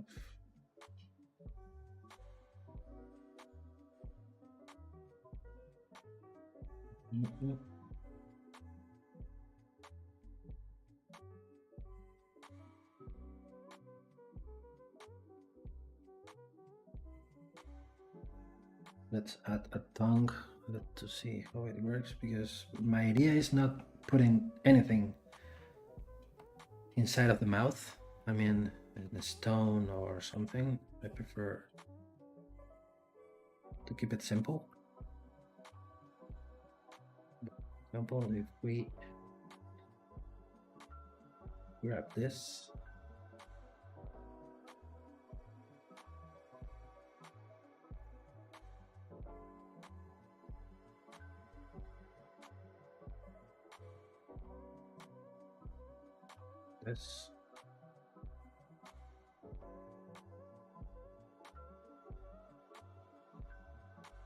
I think it's going to be interesting.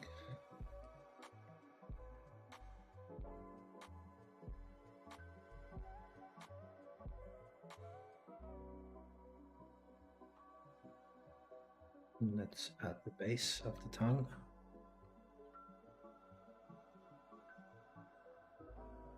This.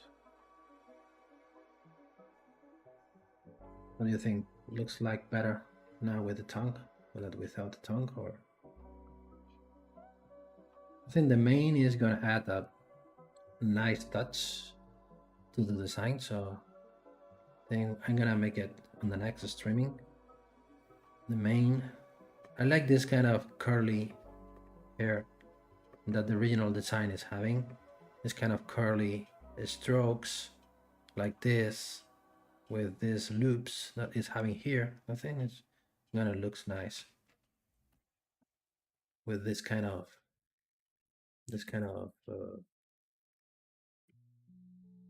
and maybe combine it with the cantus lips, because I'm trying to keep ancient looking handmade design, because I don't want to create a modern design. So let's see who I can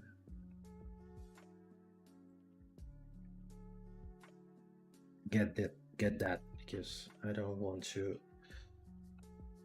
create a design that looks like part of a video game character or something. I'm looking for more something ancient looking piece of jewelry.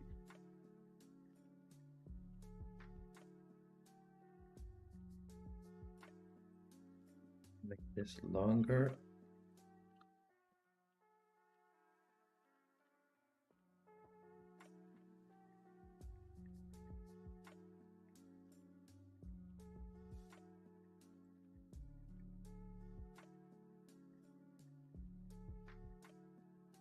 If you weren't bad enough, you will do it.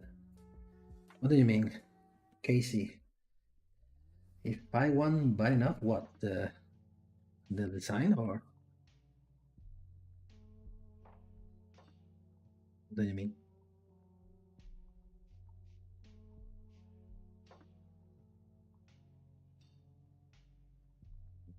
This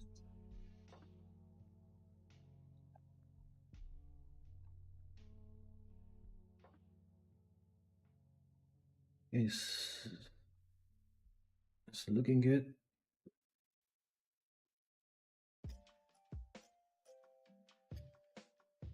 Let's work a little bit on the ears.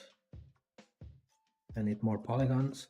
So this is a good thing about the Sculpting Pro, that you need more polygons, you start smoothing the surface, and now you can just, for example, I can create something like this.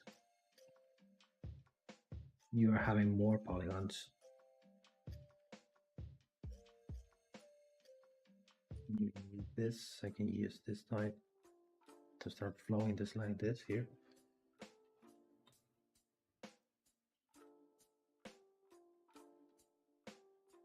Thank you, MP3D. Good to hear my thoughts on combining the different design elements into your own creation. Yeah, I try to just being inspired by a style and a concept, and then adding your own personal touch or your own creation to start creating a design based on an idea.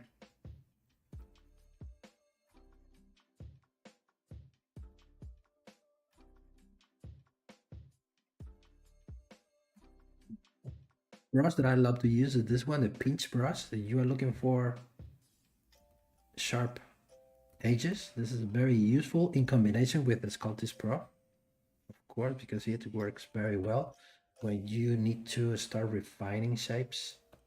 For example, here, I'm watching here a line could be interesting, like this. And I can apply more intensity. I can start creating more lines here, another line here. I need to fill this gap a little bit, and the lips.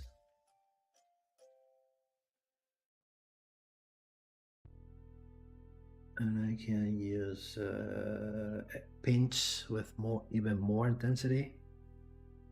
I can just start having these shapes. I'm still working with Sculpting Pro. You can see here I didn't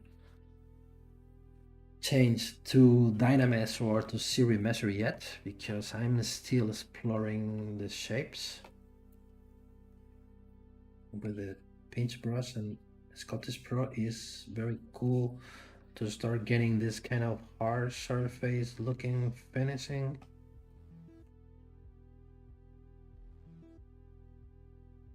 And when you are sculpting this kind of design, you should keep in mind that the person who carved on wax, maybe with tiny tools by hand, was not able to create very small, precise strokes that we are creating. So then I'm gonna try to keep this essence of handmade and with all tools. So I don't, for example, I am referring to, for example, you start creating super tiny lines with super tiny elements like this, it for me hasn't sense in terms of respecting or respect the original idea of the design, because it's much better to try to keep the original forms. Let's keep using this, the pinch brush, not that big.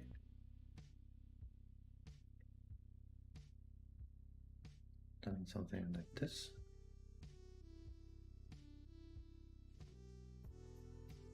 And then something that you can see how you can clean, how fast you can clean the, and if you use the Alt key, you can also pinch the cavities to start creating something like this.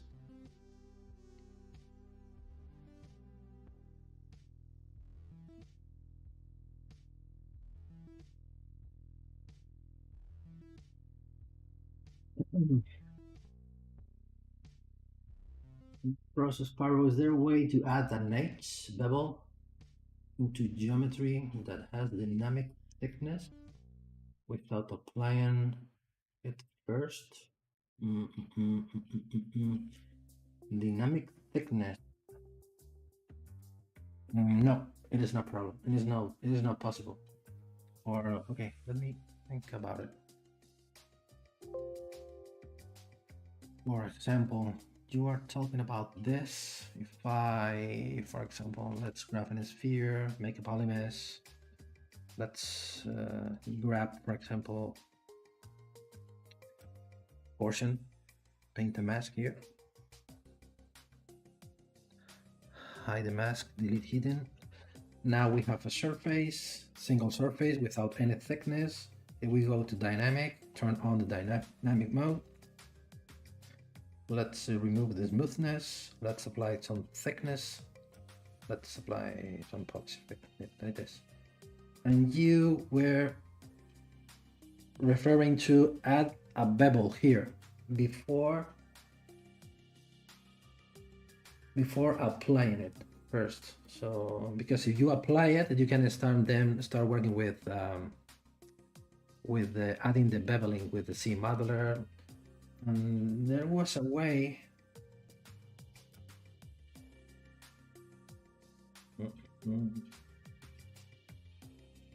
But it's not here. Apply offset.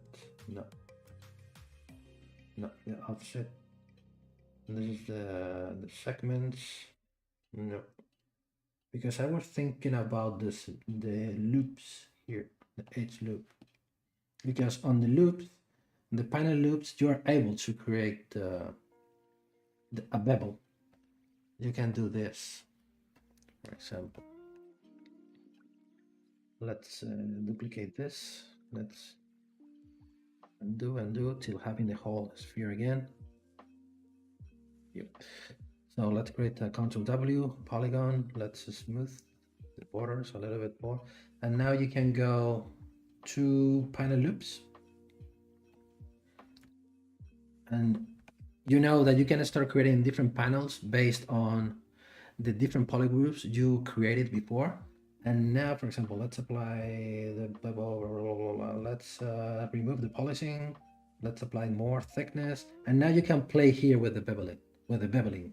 If you create a panel loop now you can see you can create a panel. At the same time that you are creating a new panel, you are creating the bevel. And also you can start changing the shape of the panel, of the bevel if necessary. For example, let's see if I make it closer, make it sharper edge like this. When it loops, you will create something like this, or wider like this. Panel loops, and now you can split two parts. Split two parts. And now you have here the piece with the panel, with the bevel already made. Then, because I was thinking about this feature inside of the dynamic subdivision, but this you don't have this feature with the dynamic subdivision. I don't know if you were referring to this.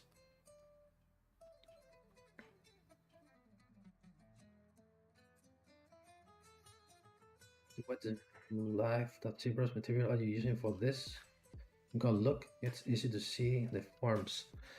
It's a material I made by myself, just tweaking an existing material. For example, this. I'm gonna show you how you can do it. Or I'm gonna use this demo head as an example. You can grab, because I have many material here downloaded from many places. For example, you can grab one of the material that you have by default with ZBrush, maybe, I don't know which one, maybe this one. No, because all of the material that you can see here starts by AL. They are downloaded materials from I don't know where, and matcap also a material from I don't know where, but you can go to material, modifiers, change the color, no, the base, I'm sorry, change the base, for example. What I did, change the color a little bit like this. And now it's just a matter to start playing with the cavity. So cavity detention and cavity transition. And now you can start, maybe the color needs to be darker. You're gonna see here, you're gonna start watching the cavity. Maybe it needs to be darker like this, maybe lighter.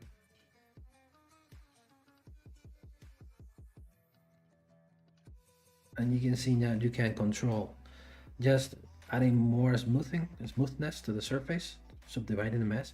You can see now you are having lighter colors on the highest points of the surface and darker color on the deeper part of the surface, just playing with the cavity transition. This is the material I made by myself, just changing the colors. You can see on the two different colors, and let me play with it B. If I change this one, you can see here how you can change it. And now you're gonna start creating your own color, your own material, something like this.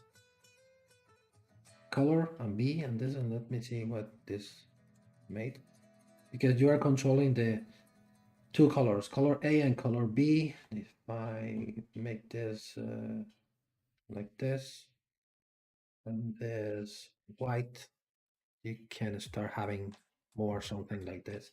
Maybe not so bright yellow. Now you can have this. And only you can do this with the matte caps, not with the basic materials. Now, once you are happy with your settings, you can save your own custom material.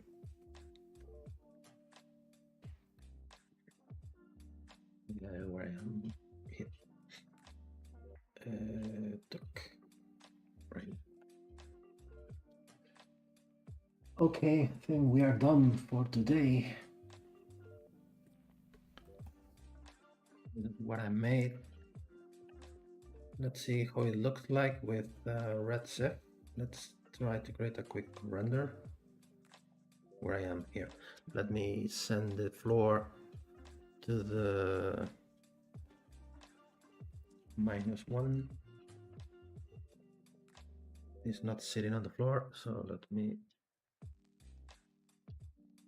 change the elevation. -0.8, -0.7. I use the comma instead of the point, so 0.7. No, 0.9. 0.9. Yeah. -0.8. -0.95.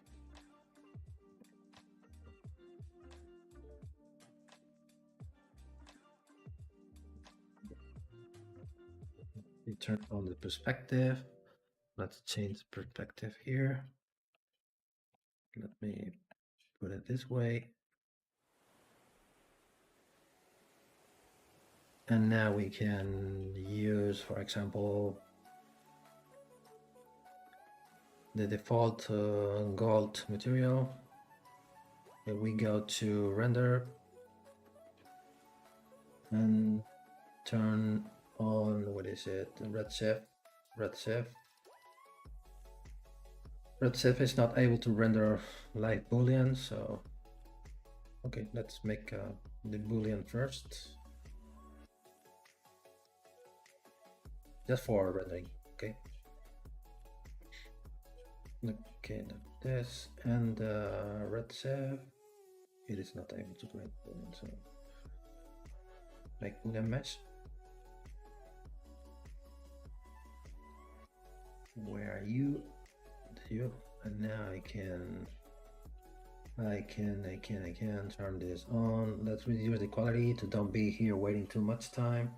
Let's increase this value to save a little bit of time, and let's render. Do you mind describing topology and how to properly sculpt? So setting up the topology is easy and simple. The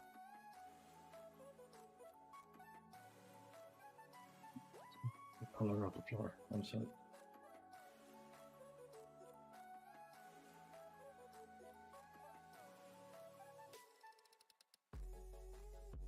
More bigger.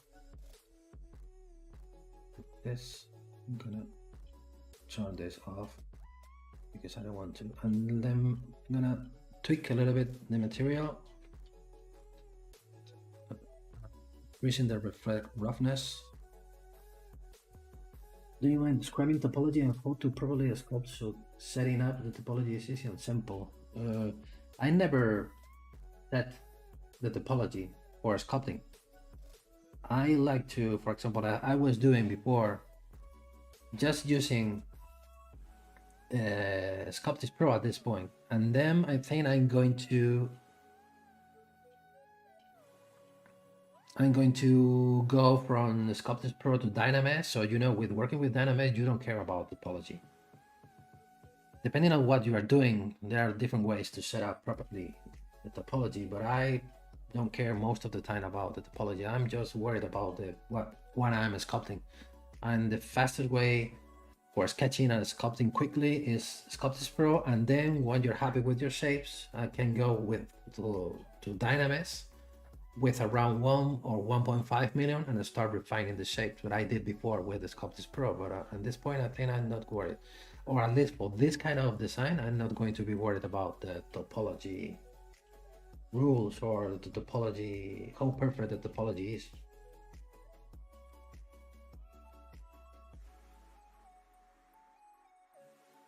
Example like this. Let's increase a little bit more the roughness. Like this.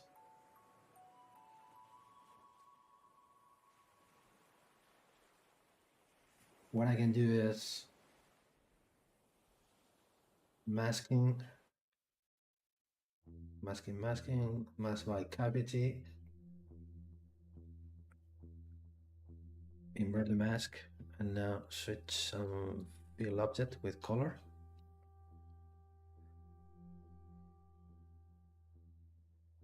And let's see how it looks like now. No, doesn't look very good. But you can see now it's having a little bit of dirtiness of the cavity. Now I don't like it.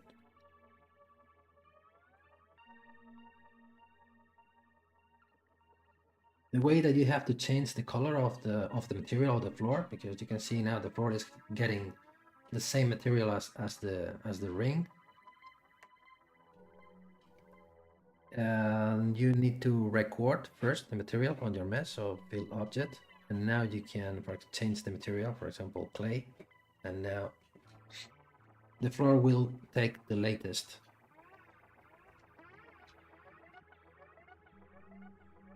Material selection. And now you can change the color of the floor here. That's darker.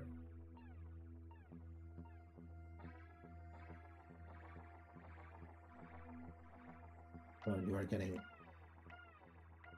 more this kind of thing. Okay, perfect. So we are done for today. Thank you very much for being here.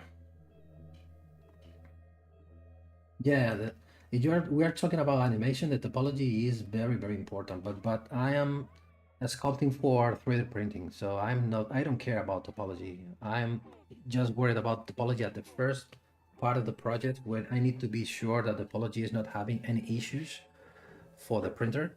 But the kind of polygons, how the polygon flows on the surface, for me that is not important. I'm just focused about forms and shapes, because the final file is for 3D printing. It's not for any kind of animation or for putting it inside of a video game or that kind of thing. Okay, perfect. So welcome and thank you everybody for being here watching my stream. Keep an eye for the upcoming streamings. So you're now going to the, and of course, pay attention to the next ZBrush Summit. It's going to happen in September. And if you go here, you can have access to the calendar, so you will be up to date for the upcoming streamings. So I will try to have another streaming the next month. So you will watch me here on the list. But anyway, thank you very much for step by and spend this time with me. And don't forget that you can rewatch the video. You can put your comments on the video, and I will try to answer your questions as more as I can. And hope to see you next month on my next streaming. So bye and take care. Goodbye.